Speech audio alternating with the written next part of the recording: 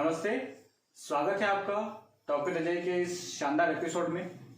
और आज मैं आया हूँ रतलाम, और आज मैं जिनसे मिलने वाला हूँ और जिनसे आपको मिलवाने वाला हूँ वो हमारे देश की ऐसी प्रतिभाएं हैं जिन्होंने हमारे देश का नाम अफ्रीका जैसे देश में जाकर रोशन किया है। और ना सिर्फ रोशन किया है, -19 डिग्री के तापमान में, सुनिएगा, -19 डिग्री तापमान में जहां पर हाथ हमारे काम नहीं करते, उस ऐसे तापमान के अंदर भी उन लोगों ने न सिर्फ सूर्य नमस्कार किया, हमारे देश का गर्व, हमारा तिरंगा फहराया। और ऐसी दो हस्तियां आज हमारे बीच में हैं और आज के इस कार्यक्रम में मैं उनको आमंत्रित करने वाला हूं। उन्होंने किलिमंजारो पर्वत जो कि अफ्रीका में है उसको फतेह किया, और फतेह करने के बाद में आज जब वो यहाँ पर लौटे तो हमारी जो पूरी टीम है आज उनसे मिलने आई है। मैं आज उनको इस कार्यक्रम में आमंत्रित करना चाहता हूं, तो मैं एक वीडियो के बाद आमंत्रित करता हूं आदरणीय अनुराग चौरसिया जी एवं सोनाली परमार जी को आप सभी के बीच में। आप जल्दी से एक छोटा सा वीडियो देखिए, उसके बाद हम अपने मेहमान को अपने बीच में लेकर आते हैं। धन्यवाद।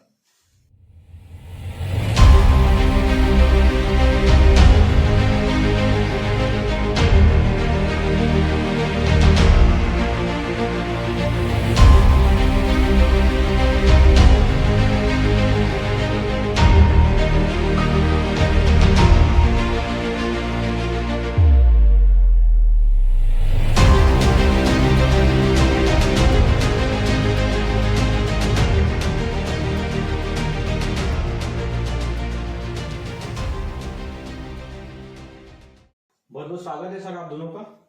और मुझे बड़ी खुशी है कि हमारे इस कार्यक्रम के लिए आप लोगों ने समय दिया। और जैसा कि मैंने आपके इंट्रोडक्शन दिया था और उसके बाद एक क्लिप हमने देखी, उस क्लिप में हमने देखा कि आप लोग इतनी ऊंची पहाड़ी पे चढ़े तो हैं जी, जो कि वर्ल्ड की 4th नंबर पे आती है, और वहां चढ़ने के बाद आप सूर्य नमस्कार भी करके आ गए। यानी एक तरह से भारतीय संस्कृति जो है, आपने अफ्रीका में जाके भारतीय संस्कृति जो है उसको निखारना, ये एक बड़ी बात है। तो ये सूर्य नमस्कार का जो आइडिया है, ये आइडिया आपको कैसे आया कि वहां जाके सूर्य नमस्कार करना ही है? हम जो है भारतीय संस्कृति से निकले हुए लोग हैं जी। आज जब पूरे विश्व में लोग हमारे सूर्य नमस्कार और योगा को अपना रहे हैं, तो हमने सोचा कि जब हम जा ही रहे हैं इतनी ऊंचाई पे, तो हम इतनी ऊंचाई पर लोगों को करके संदेश दें कि भारत का जो योगा है, जो सूर्य नमस्कार है, जो प्राणायाम है, जो योगा है, वो आज से 5000 साल पहले बनाया गया था मानव शरीर को स्वस्थ रखने के लिए। जब भारतीय लोग इतने स्वस्थ हो सकते हैं तो पूरा विश्व इसको करके स्वस्थ हो सकता है। कहते हैं ना कि करे योग और रहे निरोग, उसका संदेश हमने वहां से दिया। बहुत सुंदर। और वास्तविकता है जहां भारतीय प्राचीन संस्कृति योग को अपनाकर आज पूरे विश्व में योग दिवस के रूप में भी योग कर रहे हैं हम लोग, और हमारे प्रधानमंत्री जी ने भी योग को काफी आगे बढ़ाया है। और उस मुहिम को आप अफ्रीका में एक मुक्त पर्वत, यानी एक बहुत बड़ी बात है कि किलिमंजारो पर जाकर सूर्य नमस्कार आप लोगों ने किया है। मैं आप सभी दर्शकों को ये भी बताना चाहूंगा कि ये इंडिया के पहले कपल हैं जो किलिमंजारो को फतेह करके आए हैं। और मेरे लिए बड़ी खुशी की बात है कि ये हमारे शहर के पड़ोसी हैं।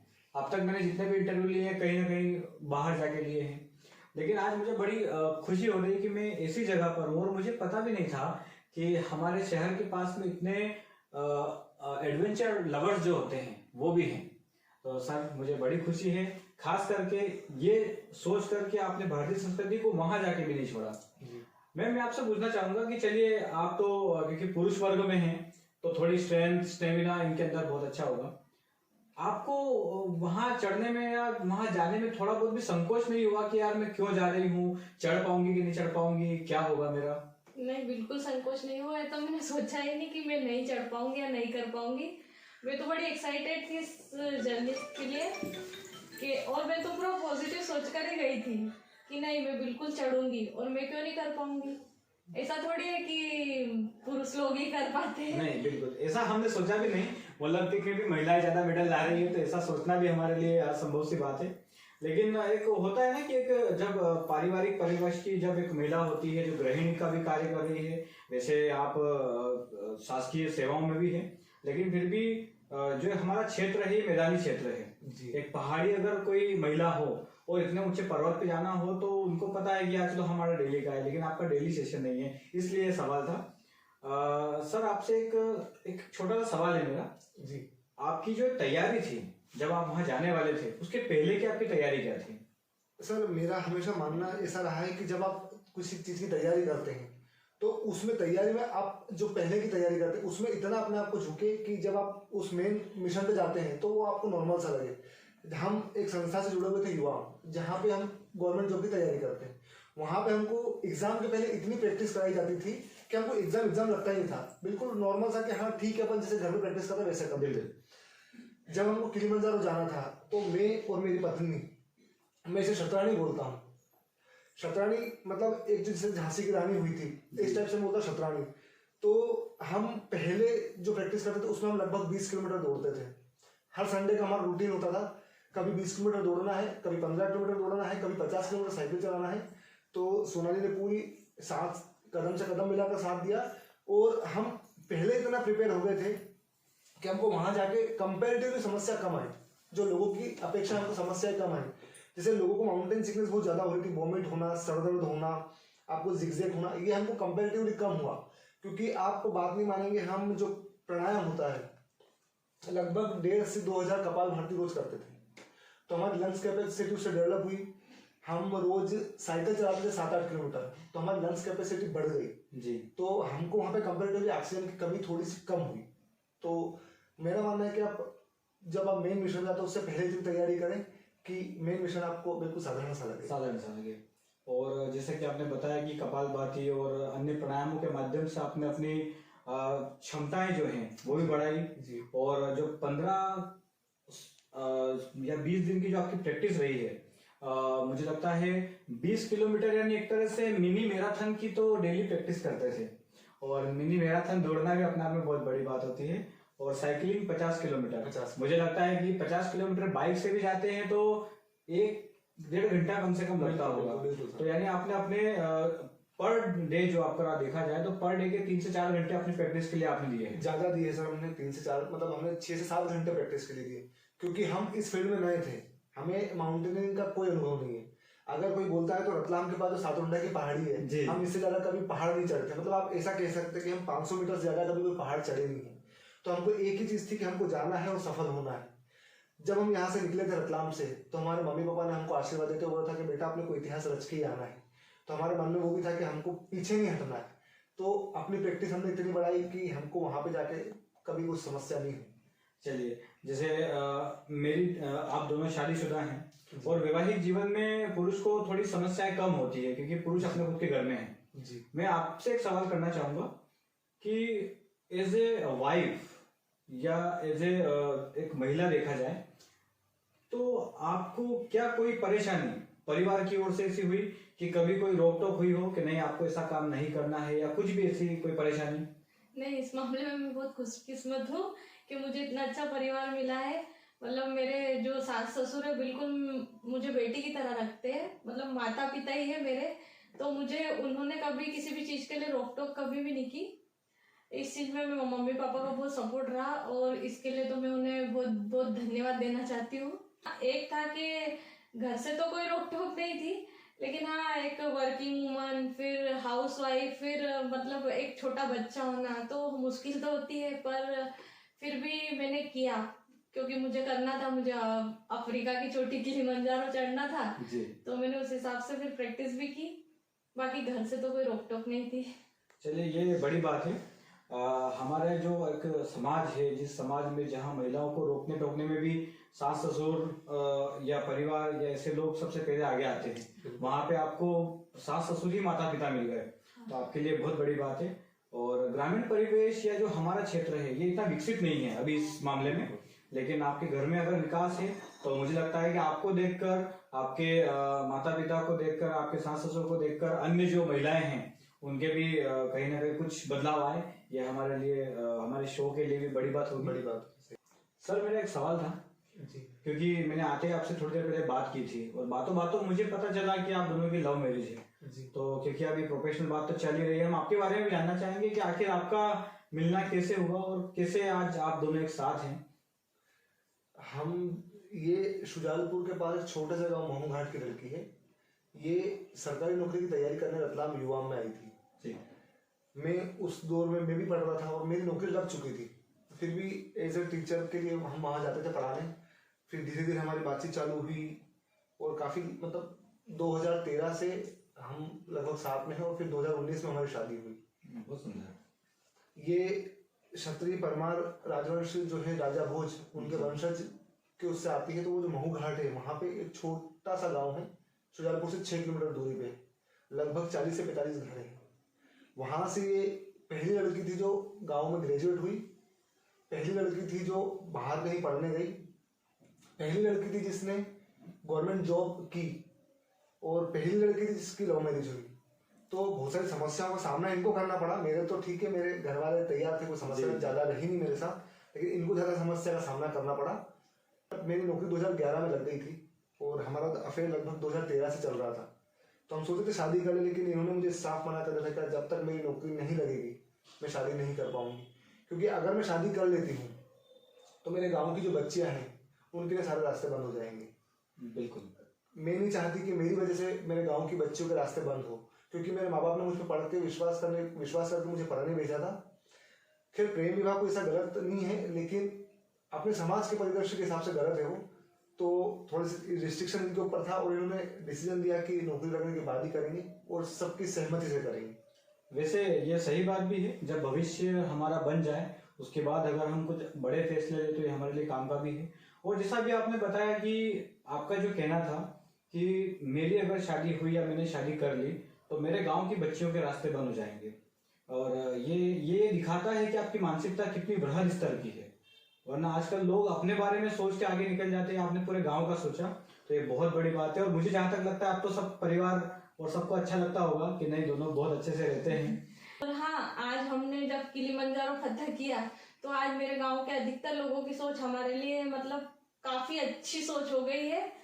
मतलब लोगों की सोच बहुत बदल गई है। वैसे मैं अभी इस पे आने वाला था, आपने ही बोल दिया।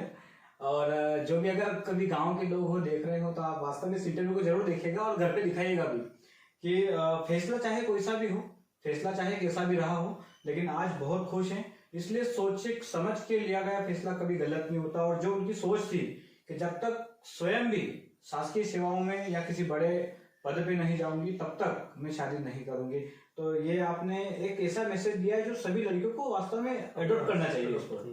आजकल का क्या जो माहौल बना है कि 18 साल की हो गए कि बस शादी शादी, करियर पे ध्यान देना, फिर ये सब करना, ये बहुत अच्छा लगता है। और ये आप लोगों से मुझे भी सीखने को मिला। सर एक सवाल मेरा था जी, जब आप इतनी ऊंची चोटी पे चढ़ने की इच्छा रख रहे थे कि अब वहां जाना है, वहां जाके हमको फतेह करना है और फतेह करने के बाद में हमको देश का तिरंगा वहां पे लहराना है जी, तो ये सोचा होगा तब अलग बात थी, लेकिन जब ये पूरा हुआ जी और जब आप वहां तिरंगा फहरा रहे थे तब आपके मन में क्या चल रहा था? सर देखिए, अभी भी मेरे रोंगटे खड़े हुए हैं। मतलब अपने देश के जो फ्लैग होता है उसके साथ अपन खड़े होते हैं। मतलब आप खुद नहीं होते हो, आप पूरे देश को रिप्रेजेंट कर रहे होते हो। हम सर जब यहाँ से निकले थे तो हमने ट्रैक सूट दिया था, उसके ऊपर नेशनल फ्लैग लगाया था जी। हमने हमेशा ये सोचा था कि हम पूरे देश को रिप्रेजेंट करने जा रहे हैं, ये हमारा पर्सनल एक्सपीडिशन नहीं है। जब हमने वहां पे पहुंचे, -19 डिग्री के आसपास लगभग तापमान था, हमारे पास बैग था जिसमें हमारा फ्लैग रखा हुआ था। मैंने ग्लव्स पहन रखे थे और इन्होंने भी ग्लव्स पहन रखे थे, तो ग्लव्स से वो फ्लैग निकल नहीं रहा था। तो मैंने कहा अब तो पहुंच गए हैं। अब मैंने ग्लव्स निकाला और उसमें से फ्लैग निकाला, फ्लैग को होस्ट किया, ऐसे उसको मैंने फहराया पूरा, मेरी वाइफ को पकड़ाया। हवा बहुत तेज थी तो हमने जैसे तैसे उसको पकड़ के वो फहराया हमारा झंडा और हमने राष्ट्रगान गाया वहां पे। हम सबको बताना चाहते थे कि हमारा राष्ट्रगान टॉप ऑफ द अफ्रीका पर हमने गाया है और सूर्य नमस्कार के। इन सब चीजों को करने में मुझे लगभग 2 से 3 मिनट लगे। 52 सेकंड का राष्ट्रगान हमने 1 मिनट के आसपास फ्लैग को होस्ट किया और 1 मिनट के आसपास सूर्य नमस्कार किया। इतने में मेरा हाथ पूरा फ्रीज हो गया था, मतलब ऐसा ही रह गया था। तो मुझे बाद में समझ में मेरा हाथ फ्रीज हो गया, तो हमारा जो गाइड है उसने मेरा हाथ लगभग 15-20 मिनट तक मालिश करी, उसके बाद थोड़ा सा नॉर्मल हुआ। यानी इतनी ठंड वहां पर थी? ठंड वहां पे थी। और जब आपका नेशनल फ्लैग आता है तो आप सब चीज भूल जाते हैं। बिल्कुल। हम जब राष्ट्रगान गा रहे थे तो हमने हमारा बाल को हटाया था। आप सच सोचिए कि मुश्किल से 2-2.5 मिनट की बात थी, उसमें हमारी पूरी स्किन जल गई थी। मेरी वाइफ, उसकी पूरी स्किन यहाँ से पूरी नाक काली हो गई थी और वो चमड़े निकली उसके बाद में। लेकिन जब देश की बात आती है तो सब चीजें छूट जाती है। सर्वोपरि देश होता है। बिल्कुल होता है, और ये एक अलग तरह का एक्सपीरियंस आपका था। और मैं जानना चाहूंगा तापमान क्या था उस समय वहाँ पे? जब हम चढ़ाई कर रहे थे तो जो हमारा गाइड है उनके पास एक जो टेम्परेचर नापने का वो होता है। जी। तो जब हम सबसे ऊपर टॉप पे थे, उहरू पीक, जो देखिए यहाँ पे लिखा हुआ भी उहरू पीक, 5895 मीटर की ऊंचाई है, तो वहां पे -19 डिग्री टेम्परेचर था। -19 डिग्री। तो ये मैं आपको थोड़ा सा बताना भी चाहूंगा कि ये जो उहरू है इसका मीन्स होता है फ्रीडम। जी। जब तंजानिया 1961 में यूनाइटेड किंगडम से आजाद हुआ था तो उन्होंने अफ्रीका की सबसे ऊंची चोटी उहरू उसको नाम दिया कि ये आजादी का प्रतीक है, इसलिए इसको उहरू पीक बोला जाता है। बहुत सुंदर। -19 डिग्री। मैं आप लोगों को बताना चाहूंगा कि कई बार हम लोग मनाली जाते हैं, या हम लोग केदारनाथ जाते हैं, या हम लोग अमरनाथ जाते हैं, वहाँ का मैक्सिमम तापमान, क्योंकि मैं खुद एक एडवेंचर लवर हूँ और हमेशा कहीं पहाड़ों पे जाता रहता हूँ। मैंने अब तक का सबसे मैक्सिमम तापमान वाली जगह रोहतांग में -4 डिग्री में था। तब भी मेरे हाथों से मोबाइल नहीं निकल रहे थे, यानी ऐसे करके मोबाइल हाथ में निकालना मतलब पूरा वो आपने -19 डिग्री में ये सब कारनामा कर दिखाया। हेड्स ऑफ टू यू कि वास्तव में ये बहुत बड़ा अचीवमेंट रहा है। और मेहनत जो है, इसके पीछे की मेहनत, वो हमको तो ये लग रहा है कि बस आप जाके आ गए, देखने वाले को भी ये लगेगा कि आप जाके आ गए, लेकिन उसके पीछे की मेहनत, ऐसा नहीं है कि बैक पैकिंग करके जाने वाली मेहनत, उसके पहले की मेहनत जो आपने बताई कि 50 किलोमीटर तक साइकिलिंग, 20-20 किलोमीटर रनिंग, फिर वहां जाने के बाद ये हाथ मुंह जलाना। आजकल की महिलाओं को आप देखिए, उनके मतलब चेहरा, इतना प्यार होता है चेहरे से, लेकिन आपने उसकी परवाह न करते हुए वहां पे चेहरा तक जला के आना करना, और मतलब बहुत बड़ी बात है। और ये एक अचीवमेंट है हमारे इस मध्य प्रदेश के लिए, हमारे देश के लिए, और ये गौरवान्वित करने वाला एक पल है। और मुझे बड़ी खुशी हो रही है कि आप जैसी दो हस्तियों के साथ में मैं बैठा हूँ।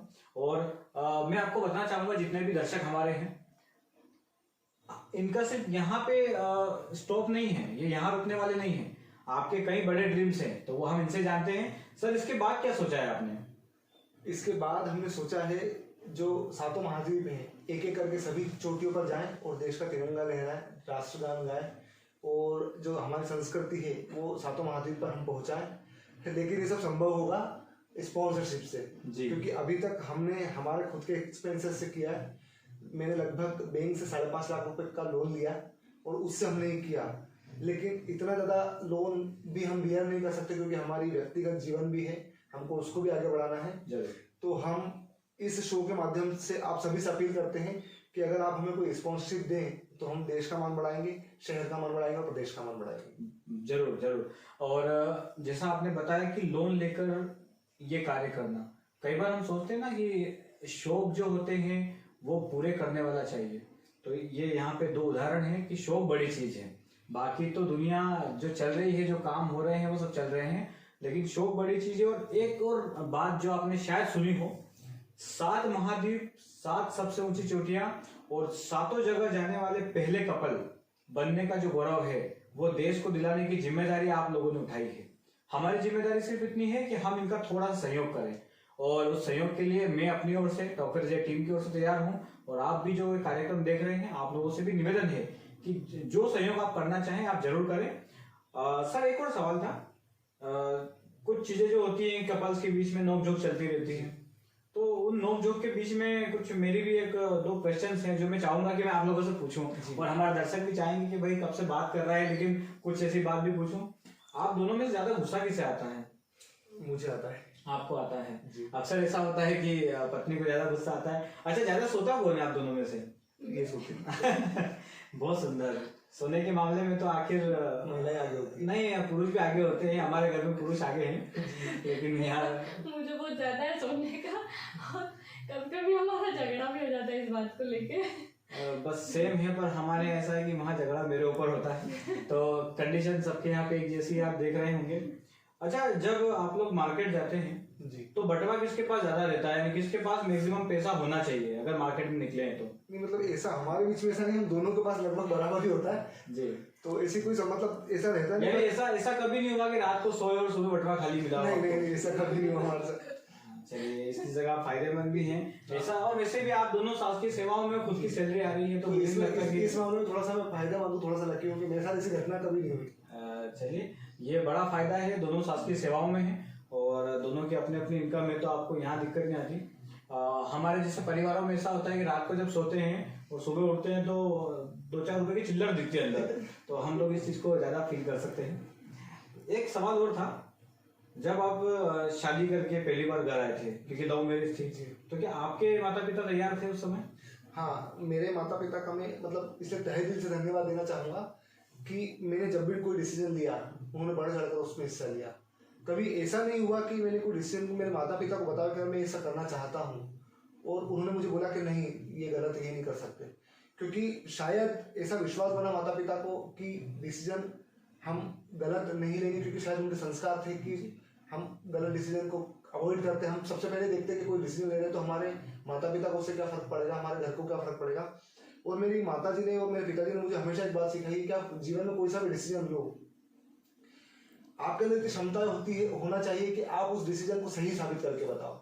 जैसे हमने लव मैरिज की तो बहुत से लोगों ने हमको बोला, मेरे माता पिता ने, इनके माता पिता ने कभी नहीं बोला, लेकिन बहुत से लोगों ने बोला कि तुम पछताओगे या फिर ये ठीक नहीं कर रहे हो, ऐसा ये वो, बहुत सारी चीजें हुई, लेकिन सबको जवाब, हमने किसी को जवाब नहीं दिया, सबको जवाब माउंट के लिए मंजार ने दिया। बहुत सुंदर। तो आप, मैं सभी से बोलना चाहता हूँ कि आप कोई सा भी डिसीजन ले जीवन में, लेकिन उस डिसीजन को आपको सत्य साबित करने की क्षमता होनी चाहिए, आपको प्रूव करना आना चाहिए कि वो डिसीजन सही था। बिल्कुल। और होता क्या है, अक्सर जो हमारे निर्णय होते हैं, हमारे निर्णय ही साबित करते हैं कि हम किस ओहदे पे जा रहे हैं या किस लेवल पे जा रहे हैं। आपके निर्णय बड़े सही थे, आपकी सोच बड़ी सही थी, आपके माता पिता ने आपका दोनों का पूरा सहयोग किया, तो मुझे लगता है इसी वजह से आप लोगों ने पूरा का पूरा, यानी पूरा आशीर्वाद आप लोगों के साथ में था। मतलब मैं ऐसा कह सकता हूँ कि अगर हमारा सौभाग्य कि हम हमारे माता पिता के पास रहते हैं, अगर हम हमारे माता पिता के पास नहीं रहते तो कुछ भी उपलब्धि हम जीवन में हासिल नहीं कर सकते थे, क्योंकि हम दोनों वर्किंग हैं, दोनों जॉब पे भी जाते हैं, तो हमारे मम्मी पापा हमारे बच्चे का ध्यान रखने के साथ साथ हमारा भी ध्यान रखते हैं। जैसे हम जब प्रैक्टिस कर रहे थे तो हम तो सुबह 6 बजे निकल जाते थे प्रैक्टिस करने के लिए, लगभग 9:30 बजे के आसपास आते थे, फिर ऑफिस जाना करना ये सब रहता था। तो जब हम ऑफिस से आते थे तो हमारे बच्चे को दूध पिलाने के साथ साथ हमारे मम्मी पापा हमको भी दूध देते थे कि चलो दूध पियो, तुम प्रैक्टिस करके आओ, फिर प्रोटीन की चीजें खाओ, ऐसा करो ऐसा करो। तो मतलब मम्मी पापा का बहुत सपोर्ट रहा, उनके बिना मुझे लगता है कि करना असंभव जैसा था। जी। अच्छा, मैंने आपका एक वीडियो भी देखा था पूरे इंटरव्यू के पहले, जिसमें आप जब नगर प्रवेश आपका हुआ तो पूरे नगर वासियों ने वाहन रैली निकाल के पूरे ढोल धमाकों के साथ रेलवे स्टेशन पे आपका बड़ा स्वागत किया था।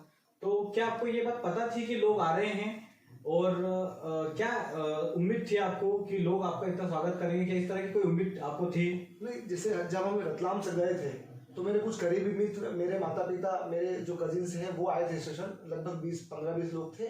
तो मुझे हाँ अनुमान था कि 15-20 से वो 20-25-30 लोग हो जाएंगे। लेकिन जब हमने स्टेशन को उतर कर, जब हम ट्रेन स्टेशन के एंटर हुई और हमने देखा तो लगभग प्लेटफॉर्म पे 300 से 400 लोग थे और वहां पे नारे लग रहे थे, भारत माता की जय, वंदे मातरम। तो जब ये सब देखा मैंने तो मुझे थोड़ा सा लग रहा था कि सपने में तो नहीं हूँ। मैंने मेरी वाइफ को लगा तो चुमटी खोल के देख मुझे ना सही तो वास्तविकता में वो सच था और लोग इतना प्रेम दिया लोगों ने, मैं उसके लिए रतलाम की जनता को बहुत बहुत आभार व्यक्त करना चाहता हूँ।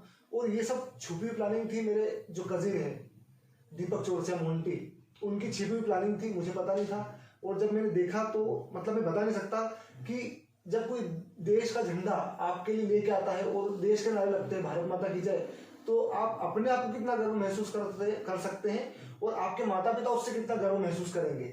तो वो मेरे लिए बहुत गर्व के पल थे, मेरे माता पिता के लिए बहुत गर्व के पल थे। उसके लिए मैं पूरे रतलाम की जनता को सदा धन्यवाद करना चाहता हूँ। बिल्कुल। और जो एक लोगों की सोच होती है तिरंगे के प्रति, जब बात तिरंगे की आती है कि इतने बड़े स्थान पे तिरंगा लहरा के आ रहे हैं, तो ऑब्वियस सी बात है कि आपके लिए लोग आएंगे, और जब जब आप तिरंगा फहरा के आएंगे तब तक संख्या बढ़ती जाएगी आपके लिए, और आपका जो सम्मान है तिरंगे के लिए, तो उसी तिरंगे ने आपको भी पूरा सम्मान दिया है। और ये बात आप यहाँ पे खुद बोल रहे हैं, ये बहुत बड़ी बात है। सर, इंटरव्यू को खत्म करने से पहले मेरा एक सवाल है आपसे, और सवाल ही नहीं संदेश ही है कि अगर आप हमारी जनता को कुछ संदेश देना चाहें, मैं आप दोनों से एक संदेश लूंगा, लेकिन पहले आपसे संदेश लें कि आप हमारी जनता को या जो भी युवा पीढ़ी है उनको क्या संदेश देना चाहते हैं? मैं हमारी युवा पीढ़ी को यही संदेश देना चाहता हूँ कि आप जीवन में अपनी सारी इच्छाएं पूरी करें, लेकिन पहले अपने आप को इतना सक्षम बनाएं कि लोग आपकी बात सुन सकें। अब जैसे पहली बार जब मैंने सबको बताया था कि हमको किलिमंजारो चढ़ना है, मेरे करीब दोस्त हैं आदरणीय विकास जी पोरवाल मेरे साथ बैंक में है, मैंने उनको बताया कि किलिमंजारो मुझे चढ़ने जाना है। तो उनका रिएक्शन था, क्या भाई क्या चल रहा है, क्या करना क्या चाहते हो? फिर उन्होंने धीरे से इस चीज़ को समझा, मेरे माता पिता ने समझा।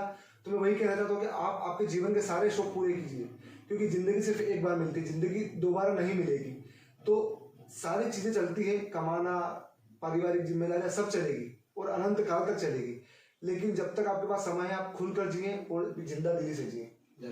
मैम, क्योंकि आप भी शासकीय सेवाओं में हैं, आपने भी इनके साथ कदम से कदम मिलाकर उस मुकाम को हासिल किया है जो मुकाम आप दोनों ने एक साथ बनाया है।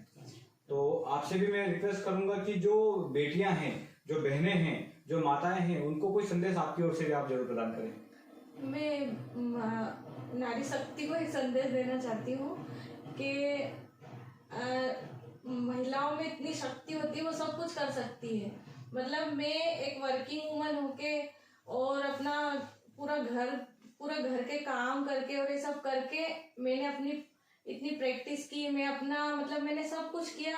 तो महिलाएं कभी किसी से कम नहीं होती है, वो भी बहुत कुछ कर सकती है। इसलिए मैं नारी शक्ति को सिर्फ ये संदेश देना चाहती हूँ कि आप लोग कुछ भी कर सकती है, अगर बस आप में वो इच्छा शक्ति होनी चाहिए करने की। इसलिए मैं आप सभी से बोलती हूँ कि अपनी जो इच्छा है, अपने जो कुछ सपने हो वो आप पूरे कर सकती है, बस आप में इच्छा शक्ति होनी चाहिए। बहुत सुंदर।